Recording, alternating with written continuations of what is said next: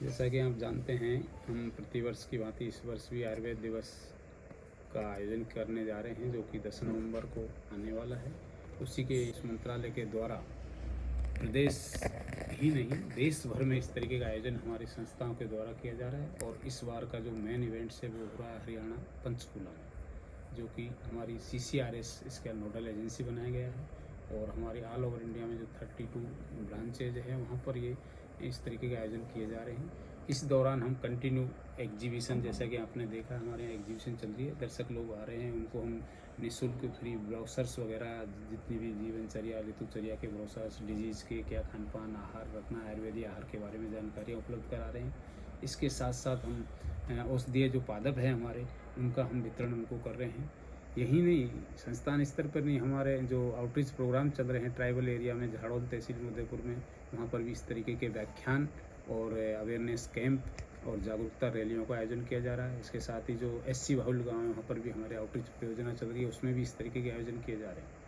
इसी कार्यक्रम में संस्थान द्वारा इसी के आगामी के जो कार्यक्रम हैं, मिलिट्री हॉस्पिटल्स में हम वहाँ पर स्कूली बच्चों के लिए और वहाँ के जो सैनिक हैं उनके आश्रितों के लिए भी 2 विशेष व्याख्यान आयोजन करने जा रहे हैं और 2 विशेष शिविर, चिकित्सा शिविर भी वहाँ पर हम मिलिट्री हॉस्पिटल में वो लगाएंगे। इसके अलावा नगर राजभाषा कार्यान्वयन समिति के जितने भी केंद्रीय कार्यालय है भारत सरकार के, उनको भी एक वेबिनार के थ्रू अवेयरनेस कैंपेन हम कर रहे हैं और उसका वेबिनार हमारा किया जाना प्रस्तावित है।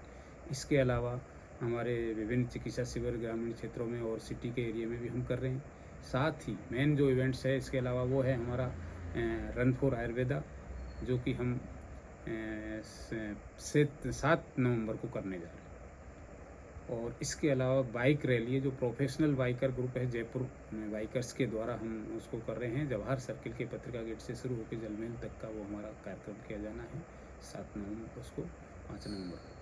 तो इस तरीके के कार्यक्रम हम ज़्यादा से ज़्यादा लोगों को अवेयरनेस किए जा रहे हैं। ब्रोशर्स, IC मटेरियल्स, ये सब कार्यक्रम कर रहे हैं। साथ ही लेक्चर और व्याख्यान द्वारा भी उनको किया जा रहा है। क्या इसमें बड़ी से बड़ी बीमारी का भी इलाज होता है, जिससे कि लोगों में एक जागरूकता है?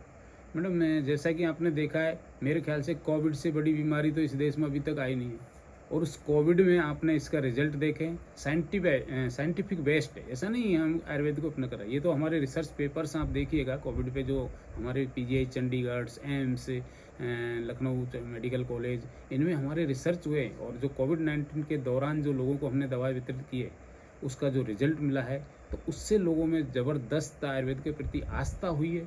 और इस तरीके से हर बीमारी में गारंटेड नहीं होता, बट जटिल से जटिल जो बीमारियां हमारी है उसको हम आयुर्वेद के द्वारा कम कर सकते हैं, उसकी गंभीरता को, और साथ में जो होने लायक है क्योर, उसको हम क्योर कर सकते हैं। और आयुर्वेद का यही उद्देश्य है, स्वास्थ्य रक्षण आतुर से विकार प्रश्नम से।